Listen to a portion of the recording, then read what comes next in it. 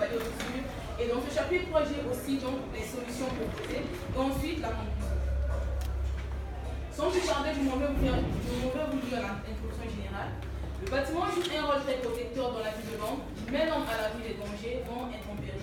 L'apparition des fissures dans les bâtiments est un réel danger pour les habitants. Ce problème doit être pris au sérieux, car cela peut compromettre à la stabilité d'un bâtiment, en revanche créer un problème social. Les habitants peuvent se retrouver sans abri. D'autres peuvent vivre dans la crainte de voir un jour leur maison s'abattre sur eux. C'est le cas d'une famille vivant à la Médina, où moi-même j'ai été témoin de ce déplacement massif de cette famille, où les fissures ont embrasé carrément l'ensemble de leur bâtiment, et cela a permis que ces habitants puissent se déplacer dans un autre quartier. Parce que lors de la saison des pluies, les eaux pluviales s'infiltraient dans les fissures et la couleur verdâtre se faisait ressentir sur les murs. Et voilà pourquoi cette famille a été obligée de se déplacer. Et sensible à cela, j'ai donc voulu prendre ce thème pour le traiter. Mais malheureusement, je n'ai pas donc eu ce cas pratique parce que j'ai bien voulu contribuer donc au cas pratique, à la réhabilitation donc de ce bâtiment. Mais malheureusement, jusqu'à aujourd'hui, cette maison est scellée et le propriétaire me demande qu'il va me contacter le jour qu'ils vont commencer avec la réhabilitation et ce. Donc voilà pourquoi vous allez voir que j'ai parlé un peu dans le cas général pour essayer d'apporter les solutions. Qu'est-ce qu'une fissure? Alors, avant que nous puissions commencer donc, notre sujet, il faut d'abord savoir ce que c'est une fissure. La fissure c'est l'ensemble des fentes qui se présentent au niveau des bâtiments. Et les fissures aussi, c'est la présence ici des tensions exercées sur les bâtiments. Et je vous présente donc la figure qui présente ici une fissure intérieure. Nous voyons ici un mur. À l'intérieur de ce bâtiment, nous voyons une fissure horizontale et une fissure en forme d'escalier. Quels sont les différents types de fissures? Ici, nous avons classé les fissures en deux grandes familles. Donc, nous avons A, les fissures superficielles, et B, nous avons les fissures structurelles. Mais dans les fissures superficielles, ici, nous avons aussi d'autres fissures qui caractérisent les fissures superficielles que nous avons mis dans le document. Et dans les fissures structurelles aussi, nous avons d'autres fissures qui caractérisent les fissures structurelles qui se trouvent dans les documents. En fissure superficielle, c'est quoi une fissure superficielle? Une fissure superficielle, c'est une fissure qui se présente légèrement sur l'épaisseur de l'enduit. Ici, nous pouvons le voir ici sur l'image, ici, nous voyons que la fissure est superficielle, se présente sur l'épaisseur de l'enduit d'un mur. Et la fissure structurelle. La fissure structurelle, c'est une fissure qui compromet l'intégrité ou encore la stabilité du bâtiment. Ici, nous voyons que la fissure structurelle est plus grande, l'épaisseur de la fissure structurelle est plus grande par rapport à la fissure superficielle. Ici, la fissure structurelle compromet la fragilité du bâtiment et nous voyons que ici, en ce moment, le bâtiment peut connaître d'énormes problèmes par rapport aux fissures structurelles. Quels sont les aspects qui nous permettent d'évaluer les risques des fissures? Plusieurs aspects nous permettent alors d'évaluer les risques des fissures. Parmi ces aspects, nous avons la vétusté des bâtiments. Donc, lorsque les bâtiments sont vétustes, il peut avoir risque des fissures. Nous avons également le glissement des terrains. Lorsque les terrains sont glissants, il peut avoir risque de fissure parce que alors les fondations sont plus stables. Parce que les fondations sont dotées les fondations sont des éléments qui doivent être stables. Alors lorsque les fondations ne sont plus stables, il peut avoir glissement et les fissures peuvent apparaître. En dehors de ça, il y a aussi le manque de respect des règles et des normes de construction. Lorsque les règles et les normes de construction ne sont pas respectées, alors il peut avoir aussi risque de fissure. La réparation d'une fissure est-elle possible sans pourtant connaître les causes? Non. Nous répondons non. Pourquoi? Parce que avant que nous puissions réparer quelque chose, nous devons d'abord connaître au préalable la cause. Donc sans cause, on ne peut pas réparer la fissure. Comment faut-il procéder pour avoir la connaissance des causes des fissures? Ici, le procédé pour avoir la connaissance des fissures est très simple. Pour connaître les principales causes et non des fissures, il nous faut faire une visite des lieux. Parce que sans visite de lieu, on ne pourra pas avoir une idée générale pour comment le traiter. Faire des observations. Les observations nous permettent de mener certaines études qui nous permettraient de déboucher vers les solutions. Et identifier les formes des fissures rencontrées. Après cela, nous passons aux préventions des fissures dans les bâtiments. Pour être à l'abri des fissures, il faut respecter un certain nombre de règles préventives simples à mettre en œuvre. Il s'agit donc de se renseigner sur le site, comme je viens de le dire, de faire appel aux géotechniciens, de contacter les services habilités pour l'élaboration des plans architecturaux, les plans en béton armé. Ici, ces détails sont très importants. Pourquoi? Parce que si nous ne contactons pas les services habilités, alors nous n'allons pas avoir accès à une maison très endurante. Parce que le but de construire, c'est de respecter la garantie décennale. Une maison doit faire 10 ans sans pourtant y avoir de problème. Lorsque nous ne respectons pas, nous ne contactons pas les services habilités, alors il peut avoir des problèmes. Par exemple, un maçon qui n'a pas d'expérience, on le contacte, il vient nous construire, il y aura des problèmes. Ici, faire appel aux ouvriers qualifiés, comme je viens de dire, c'est un point très important. Parce que lorsque nous construisons, nous ne faisons pas appel aux ouvriers qualifiés, il peut y avoir un problème, par exemple dans l'exécution des ouvrages. Celui qui établit les plans peut bien faire les plans, mais arriver sur le terrain, les ouvriers ne sauront pas comment faire parce qu'ils n'ont pas assez d'expérience. Sur les différentes causes des fissures, il existe plusieurs types, causes des fissures, parmi lesquelles je m'en vais vous citer. Il y a les tassements uniformes. C'est quoi un tassement? Le tassement, c'est la diminution de volume d'un sol. Donc ici, la maison s'affaisse sous les efforts exercés par un bâtiment. Après cela, nous avons aussi le phénomène de retrait-gonflement. Le phénomène de retrait-gonflement, c'est un phénomène.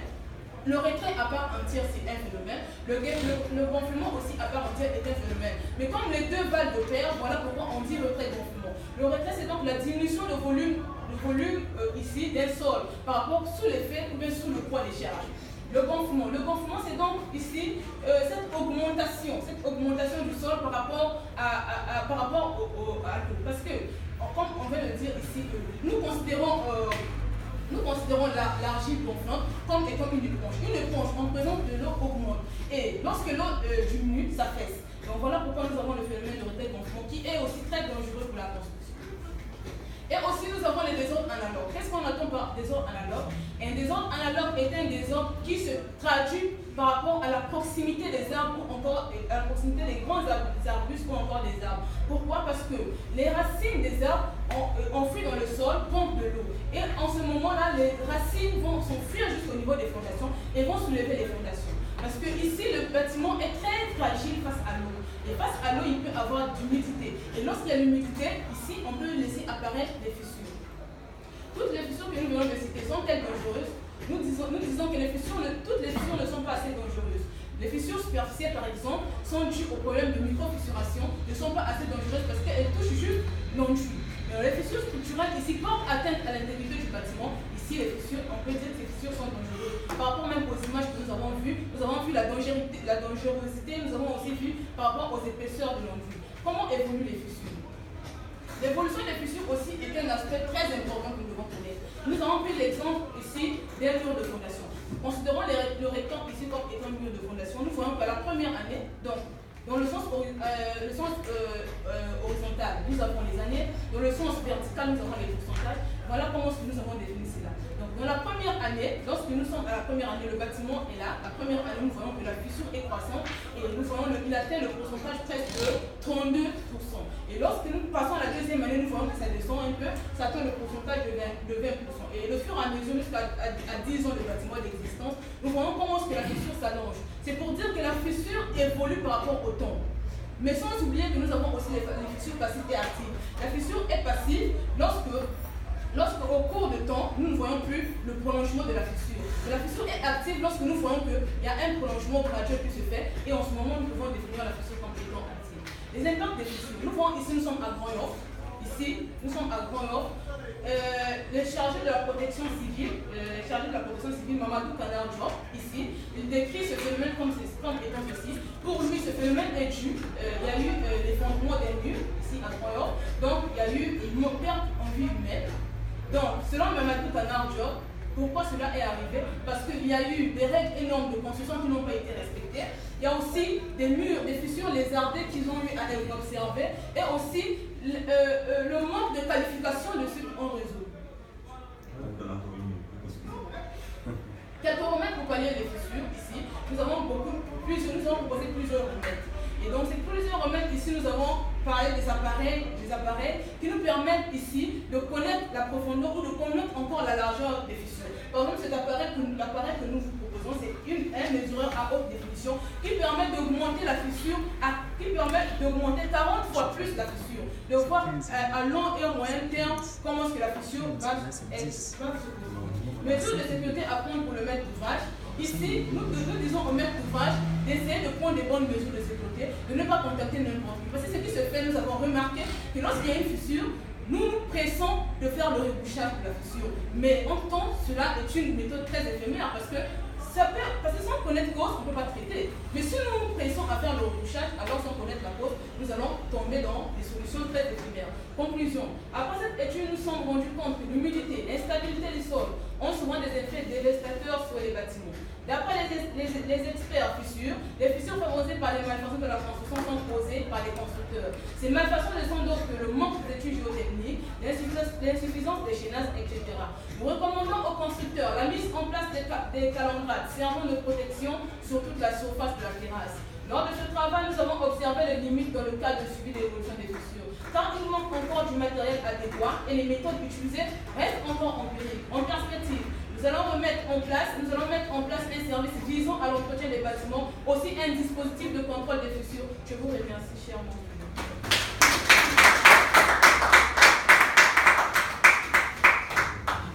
C'est nous qui dépassons le temps, mais bon, moi personnellement, je vous parle par rapport au travail. Vraiment, tu as fourni un travail très délicat. Bien vrai que tu n'as pas eu assez un cas très pratique, vu que tu nous as exposé ça dans ta présentation. Vraiment, je n'ai pas tout le document, mais c'est un document, par exemple, sans faute, étayé par des exemples et des illustrations très précises. Et ça, bon, tu as parlé des causes des fissures, tu as parlé des tassements. Dans tous les cas, il y a une maîtrise parfaite du sujet et du thème. Tu as parlé aussi d'instabilité des fondations, par exemple les causes qui peuvent être causées par les fissures. Bon, causes par les matériaux. Tout à la fin aussi, tu as parlé aussi de la garantie décennale, c'est très important. Quand on construit, au moins il faut assurer l'ouvrage pour une durée de 10 ans. Vraiment. Et aussi la page 39 aussi, tu as parlé des remèdes. Là, vraiment, le travail est bien fait, aidé par des illustrations, des exemples très précis. Parce que j'ai juste une question à vous poser en fait. Dans le livre, tu m'as parlé un peu des fissures causées par un peu des fissurations en fait superficielles causées par les ennuis. Okay. Tu m'as parlé de fissuration due à l'enduit. Si c'est une fissuration due à l'enduit, comment tu peux m'expliquer comment tu peux m'expliquer ce phénomène? Vraiment, je vous remercie du travail que vous avez reçu. Je passe la parole à Michel.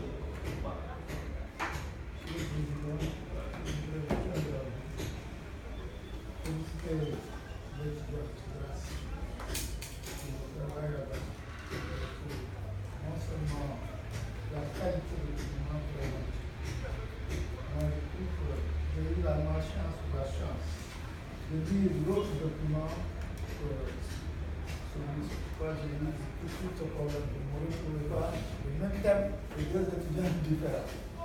Mais en nous écoutant, je renouvelle les félicitations et les encouragements. Peut-être que je suis un peu pas acquis, mais je dirais pourquoi. Vous avez bien présenté. C'est la fois une famille. Mais pour Babacar, vous donnerez peut-être un confort. Vous avez été très, je cherche le mot, baisser la température. Je sais que dans d'autres accords, on peut dire la température baisse, la température monte, mais en fait, c'est un peu. Ça fait partie des critères de présentation. Autant il ne faut pas être qui, mais autant il faut de temps en temps retenir, d'avoir retenu. Ça s'apprend, ça se prie en écoutant. Ce n'est pas un défaut, mais je trouve que c'est superficiel ou qui je ne sache pas. C'est pour les classes. Maintenant, le problème de classe, c'est donc le président l'a dit.